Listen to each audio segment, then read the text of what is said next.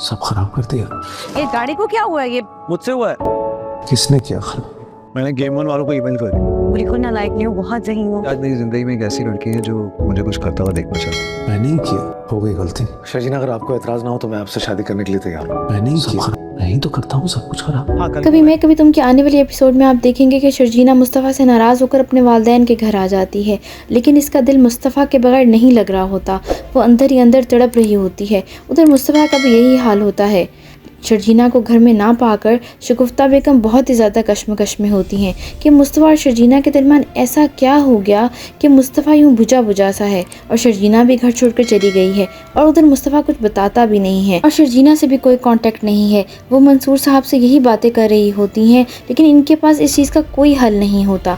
इतनी ही देर में मुस्तफ़ा घर आ जाता है। जब मुस्तफ़ा घर आता है तो शगुफ्ता बेगम मुस्तफ़ा से पूछती हैं आखिर मसला क्या है, शर्जीना इस तरह घर छोड़कर क्यों चली गई है, जिस पर मुस्तफ़ा सारी हकीकत बता देता है कि किस तरह पैसा कमाने की धुन में इसने शर्जीना को इग्नोर किया।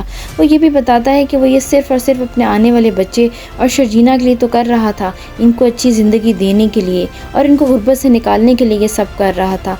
मंसूर साहब और शगुफ्ता बेगम मुस्तफ़ा की ये बातें सुनकर दंग रह जाते हैं। मुस्तफ़ा ये भी बताता है कि उस दिन शर्जीना किस तरह फ़ोन पे फ़ोन करती रही और आखिर बेहोश होकर नीचे गिर गई और उसने अपना कितना बड़ा नुकसान कर लिया। अब वो मुझे कभी माफ़ नहीं करेगी। तो शगुफ्ता बेगम कहती हैं तुम्हारे साथ इतना बड़ा हादसा हो गया और तुमने हमें बताया भी नहीं, क्या तुम हमें गैर समझते थे? जिस पर मुस्तफ़ा कहता है गैर तो आपने हमें कर दिया था, मुझे रातों रात घर से निकाल दिया और गैर कर दिया, आपने मुझे अपनी सफाई में कुछ कहने भी नहीं दिया। शगुफ्ता बेगम इस बात पर बहुत ही शर्मिंदा होती हैं और मुस्तफ़ा के आगे दोनों हाथ जोड़ती हैं और कहती हैं हमें माफ़ कर दो, मैं अदील और रुबाब के पैसे के नशे में अंधी हो गई थी।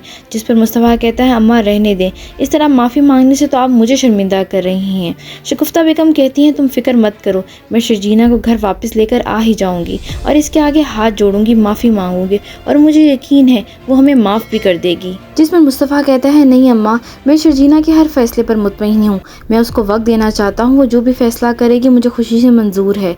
अब मैं उस पर अपनी मर्ज़ी नहीं थोपना चाहता, उसे मैंने पहले ही बहुत दुख दे दिए हैं। जिस पर शगुफ्ता बेगम कहती है नहीं, मैं जानती हूँ तुम्हारी हर खुशी शर्जीना से ही जुड़ी है। उधर अदील जेल में बैठा पछता रहा होता है कि उसने रुबाब से शादी करके कितनी बड़ी गलती की। वो ये सोच रहा होता है कि उसे उसके किए की सज़ा मिल ही रही है। जो रवैया उसने अपने माँ बाप मुस्तफ़ा और शर्जीना के साथ रखा था वो यही डिज़र्व करता है। वो ये सोच ही रहा होता है कि इतने में रुबाब जेल में आ जाती है और कहती है कैसे हो माय डियर हस्बैंड।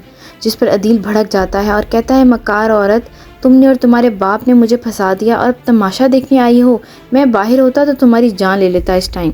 रुबाब कहती है रस्सी तो जल गई पर बल नहीं गया, मैं तो समझती थी जेल आकर तुम्हारी अकल ठिकाने लग गई होगी, लेकिन नहीं, अभी तो शुरुआत है, आगे आगे देखो क्या होता है तुम्हारे साथ। पूरी ज़िंदगी जेल में चक्की पीसोगे। और उधर तुम्हारी महबूबा ने भी खुदकुशी करने की कोशिश की है लेकिन वो मरी नहीं। ये सब कुछ देखने के लिए आगे आने वाली केस ज़रूर देखें और मेरे चैनल को सब्सक्राइब कर दें, वीडियो को लाइक कर दें।